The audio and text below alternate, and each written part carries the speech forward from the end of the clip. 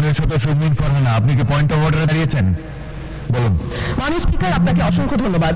মাননীয় স্পিকার, গতকাল মার্কিন রাষ্ট্রদূতের সঙ্গে আমাদের বাণিজ্য মন্ত্রীর একটি বৈঠক হয়েছে এবং সেই বৈঠকে মার্কিন রাষ্ট্রদূত আমাদের আমেরিকার সঙ্গে যে বাণিজ্য চুক্তি হয়েছে সেই বিষয়ে তিনি বেশ কিছু কথা বলেছেন। তার মধ্যে উল্লেখযোগ্য হলো দুই দেশের মধ্যে আমদানি রপ্তানির ঘাটতি, বাংলাদেশের কৃষি ও জ্বালানি পণ্য আমদানির প্রতিশ্রুতি, দেশে ব্যবসার পরিবেশ উন্নয়ন ও বিনিয়োগ আকর্ষণের জন্য নীতি সংস্কারের বিষয়গুলো মার্কিন রাষ্ট্রদূত তুলে ধরেন।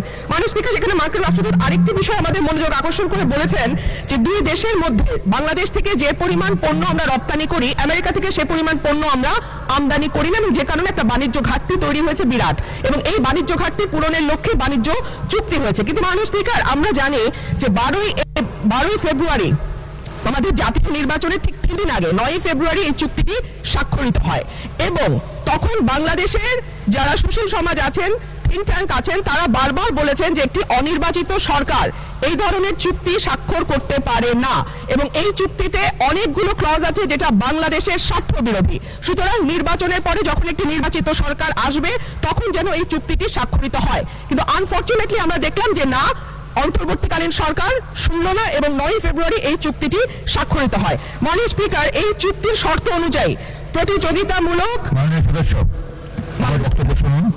এটি কোনো পয়েন্ট অফ অর্ডার হলো না। 301 বিধিতে আপনি পড়লে দেখতে পাবেন যে পয়েন্ট অফ অর্ডার সংসদে চলমান বিষয়ের উপরে হতে হয় কিংবা সংসদ কাজে শৃঙ্খলা রক্ষার জন্য হতে হয়। আপনি একটি নতুন প্রশ্ন উত্থাপন করেছেন, আপনি নোটিশ দেন, এটি বিবেচনা করে দেখা হবে। মাননীয় স্পিকার, একটা মিনিট। মাননীয় স্পিকার, এই চুক্তিটি 60 দিনের মধ্যে যদি সরকার চায় তারা এটিকে বাতিল করতে পারে এবং চুক্তিটি সংসদে আনা হোক।